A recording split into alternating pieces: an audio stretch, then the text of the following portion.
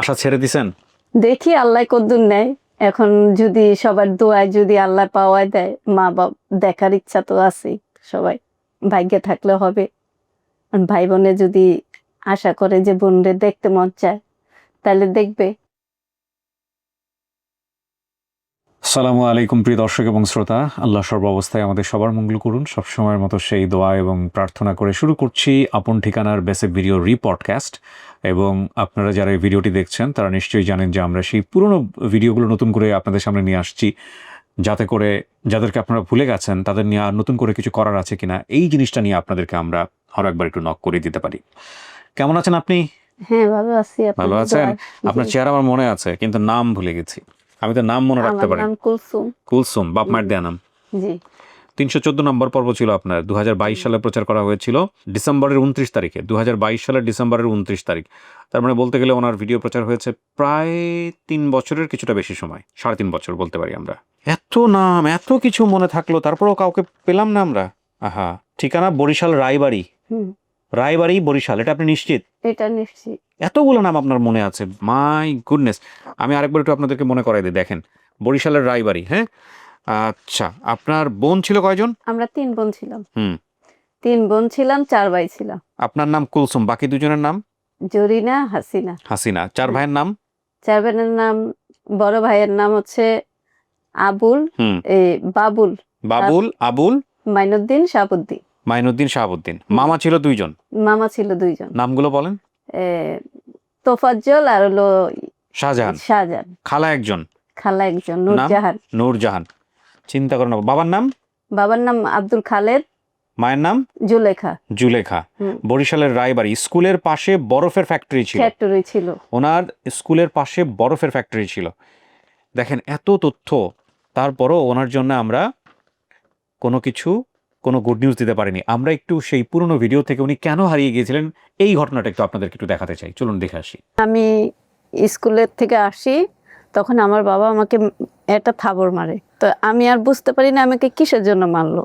সেজন্য আমি বাবার সাথে রাগ করে ওই আমাদের এক আত্মীয়র সাথে এসে পড়ছি। উনি আবার ঢাকায় আসা যাওয়া করে, ওনাদের বাড়ি ঢাকা।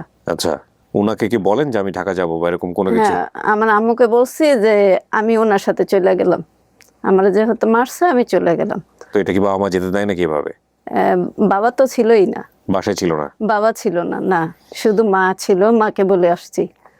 মা তো জানে যে হয়তো বা গেছে, রাগ করে আবার এসে পড়বে। এর আগে গিয়েছিলেন এরকম? হ্যাঁ।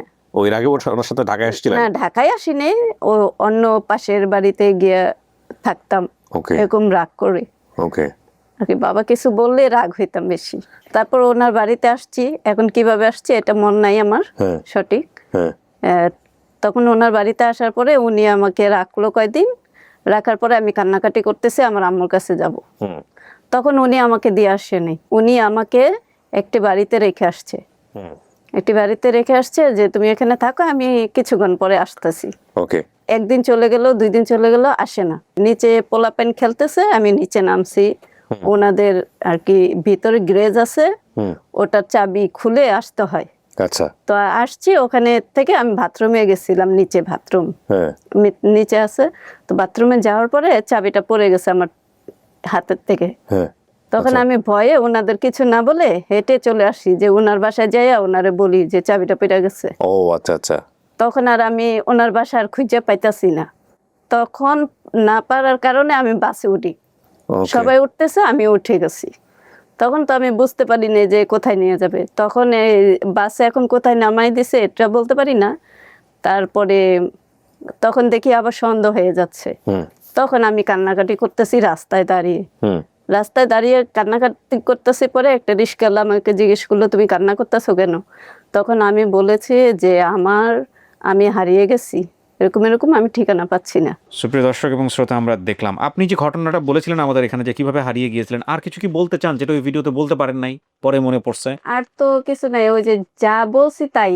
হ্যাঁ, কারণ ওই যে আমি যে আমার আব্বুর সাথে রাগ করে ওনার সাথে এসে পড়ছি, এটাই। আর তো কোনো নেই। আপনার বাবা কিংবা মায়ের কারো চেহারা কি এখনো মনে আছে? এখন তো মনে নাই, এত বছর আগে। দাদা চেয়ারম্যান ছিল? দাদা একজনে বলছিল চেয়ারম্যান ছিল, কিন্তু এখন আমি সঠিক জানি না। জানেন না? তো তো এই হলো অবস্থা। আশা ছেড়ে দিছেন? দেখি আল্লাহ কদ্দুর নেয়। এখন যদি সবার দোয়ায় যদি আল্লাহ পাওয়ায় দেয়, মা বাপ দেখার ইচ্ছা তো আছে সবাই। বরিশালের রায়বাড়ি।